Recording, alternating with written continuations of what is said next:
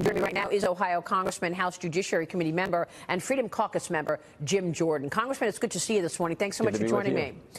You and Congressman Mark Meadows published an op-ed for Fox News this morning titled "Build the Wall, Do What We Said We'd Do," and it reads in part, Democrats do not want to bring attention to their extremist positions on immigration. They are for open borders and abolishing immigration and customs enforcement.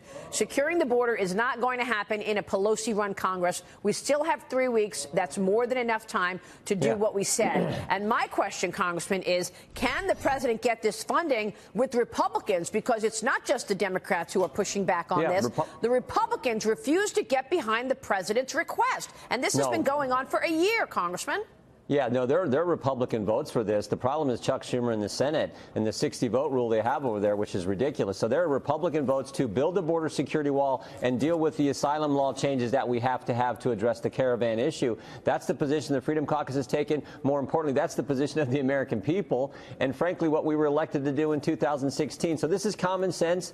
$5 billion for the wall, change the asylum law so we can deal with this caravan issue, this catch and release issue. Let's do those things. They're good common sense. Let's get them done. The problem is Chuck Schumer, and he talks a lot about a shutdown, Maria. Remember, there's been one shutdown this year, and guess who did it? Chuck Schumer on a short-term spending bill back in February when he shut the government down over the weekend, and he said amnesty was more important than funding the troops and funding the government. So if you're going to talk about shutdown, the only one who's done that thus far is Chuck Schumer. So let's just do what we said and get the thing done.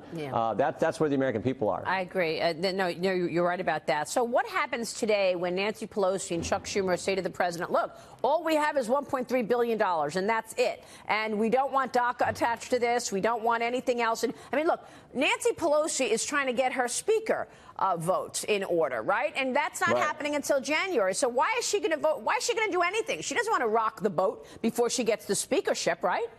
Yeah, I think we just, again, just do what we said. Put the $5 billion on the must-pass spending bill, put the asylum reform language on there, and go have the debate with the American people and say, if Chuck Schumer doesn't want to support this, if he really wants a shutdown, if the Democrats really don't want to do these common sense things, that's on them.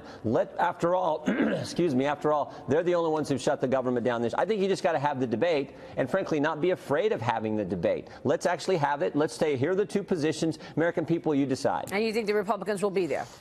I do, and I hope so. I know the president's there. I know the Freedom Caucus is there. I hope we'll stand firm on that position. Now, the Freedom Caucus is calling for 2 amendments to the funding bill, including funding for the border wall and ending catch and release policies.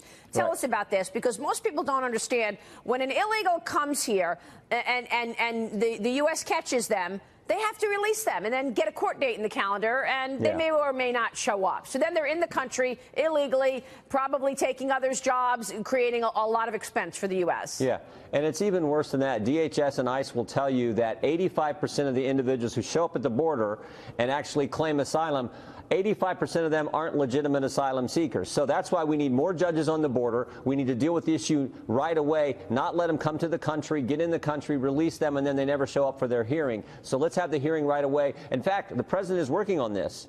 He's working on making sure they stay in Mexico before they come in the country. And you can actually adjudicate and figure out everything then, have the hearing then before they come in. If they're legitimate, they're running and fleeing something that's serious, then understandably so, we want to let them in the country. But we want to be able to vet them, check them out. Again, that is just good common sense.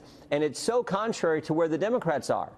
Remember, in 2016, the leader of their party said she wanted a borderless hemisphere. They're the ones who've said they want to abolish ICE. So those are the two choices. It seems to us our position is pretty darn common sense. Let's do the common sense thing, and let's stand firm for it. Actually, I think our voters appreciate that. The American people appreciate that when you stand firm and do the right thing. I agree with that.